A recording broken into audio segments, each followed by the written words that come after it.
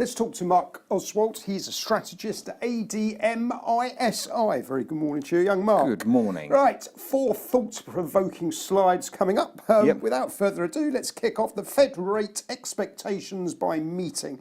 What's the latest consensus? Well, unsurprisingly, we have, thanks to the FOMC minutes that we had on Wednesday, basically a September rate hike priced in fully. And we're pretty much ascribing a fairly high chance of another rate hike in December, which seems reasonable. I think the key point here is what happens in the longer run. The market debate at the moment is around, what is the neutral rate? Will they revise it higher? And do they stop there? Whereas if you actually look at the FOMC's projections, rather than their longer run rate projections, which I'll come to in a minute, they're already telling us that basically they're going to hike rates beyond the current neutral rate. So I'm not really quite sure that the market's on the right page of the book here, because the question is, even someone like Mr. Evans from the Chicago Fed, who is one of the most die-hard doves on the FOMC, was talking 2 weeks ago about the fact that they probably needed to go to restrictive policy. So talking about stopping at the neutral rate seems to be a little bit of wishful thinking on behalf of the market. Right. Part of that debate obviously comes from the fact of the next chart that we have, which is this eternal thing about what does the shape of the US yield curve tell us? And obviously we're back down to the lowest levels of 20 basis points between 2 and 10 year.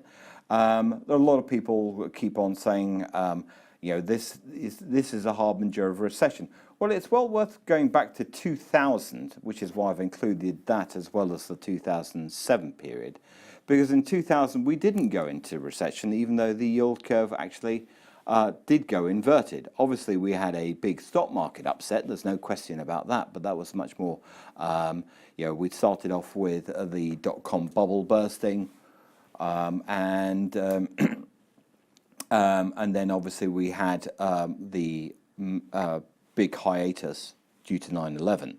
But it wasn't really what one would call a proper recession. That proper recession obviously came at us with a vengeance in 2008 after the global financial crisis. So I think it's important for people to also understand that this idea that the 2-10-year spread or the shape of the yield curve tells us something about what's going to happen with the economy is actually a fallacy. It was quite useful back in the day in the 1970s when we went into the high inflation era. Yeah. But that was with inflation at a very high level. The fact of the matter is, with inflation very well behaved and very well contained by central banks, well, even if perhaps we shouldn't necessarily give them all the credit, it's not actually a great indicator at the moment of anything. And that's one of the things which is going to be probably discussed today at the Jackson Hole Symposium. Interesting for the fact that as ever, people expect big pronouncements in terms of the future path of policy. Interesting above all for the fact that there is going to be no Mr. Draghi, there's going to be no Mr. Kuroda at the meeting. So it's going to be very much US-centric, this meeting, even though we've got Mr. Haldane from the Bank of England and Mr. Polos from the Bank of Canada speaking there. And interestingly, Kirsten Forbes, who used to be on the MPC, who's a bit of a critic and a bit of a hawk. It'll be interesting what she said. But the whole discussion at Jackson Hole this year is about formulating monetary policy when one's not really quite certain what incoming economic data is actually telling us. For instance, that inflation remains extraordinarily well contained. For instance, that the unemployment rate is actually below what the Fed considers to be the equilibrium rate, which is around about 4.5%, and we're down at 3.9%. And yet it's not spilling over into wages. So there are some surveys we've had this week suggesting that we may be getting the water behind the dam on wages may actually just about be starting to lap over the top. But we shall see whether that materialises. It has to show up. Interestingly also, the theme for this year's Jackson Hole Symposium is actually the same one that was the Bank of Japan had when it assembled a whole bunch of major central bankers back in 1998. And the interesting part of that is the comparison, because obviously at that time, as we have at the moment, we actually had what morphed into a fairly substantial emerging market crisis, above all Thailand and Russia and Russian default, which obviously there are echoes of now with the problems that we're seeing in Turkey and Argentina, and to a much lesser extent in some of the other emerging market economies.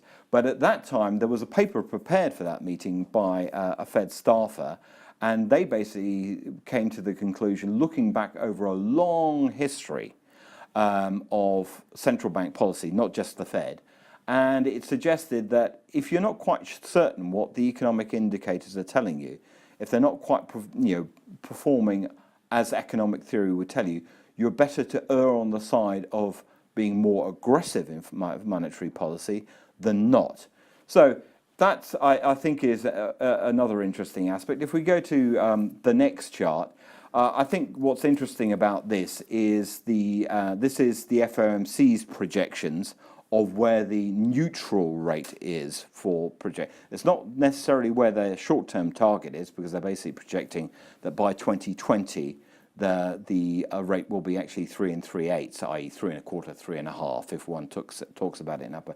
So at the moment that's 2 3/4 to 3, which is basically where the market's suggesting the Fed is going to stop. Right. So that would imply another 2 rate hikes this year and probably 2, 3 next year. But I think the interesting aspect of this chart is the fact that they're actually starting to revise their projection higher. And that may, when going back to that paper by Stock back in 1998, it may be this point which they want to convey. I think the other interesting thing in terms of the Jackson Hole meeting, if we go to onto the next chart, is what Mr. Powell has to say about US financial conditions. Because one of the things which is very confusing, must be very confusing for the Fed, is if we look at the very left-hand side of the chart, which is basically when the Fed started hiking rates, financial conditions were much, much tighter than they are now. We had the big sell-off in equity markets at the beginning of 2016, at which point they paused their start of the rate hike cycle, and everyone got into a big old funk. But basically, ever since then, with the 150 basis points of rate hikes that we've had since, basically financial conditions have got ever looser to a ridiculous point, obviously back in early January, where we got down to that low point. But in the meantime, they're not exactly tightening. We're still much lower than they were. And so, in many senses, that also argues that the Fed probably needs to err on the side of being restrictive, as Mr. Evans called it, in terms of the economy, particularly with the economy growing pretty well. Even if one's not going to project another 4% GDP for Q3, but perhaps say something more in the 3.5 area, the fact is real rates, with the US 10-year yield at 2.8 and US CPI at 2.9, are actually negative, which is why the US financial conditions are so loose. So it'll be interesting to see if he actually references this, and secondly, if he sort of goes against the America First thing that not only Donald Trump but also the Fed over the years has always basically, all its considerations of what's going on abroad have basically boiled down to, oh well, that's interesting what's going on here or there, but ultimately we have to make policy based on what's going on domestically.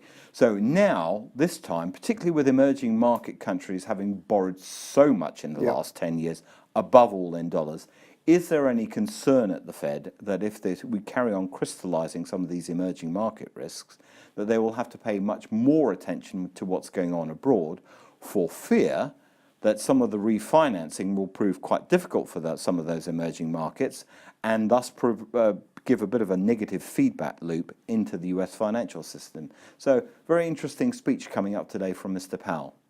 Mark, on that note, thank you very much indeed.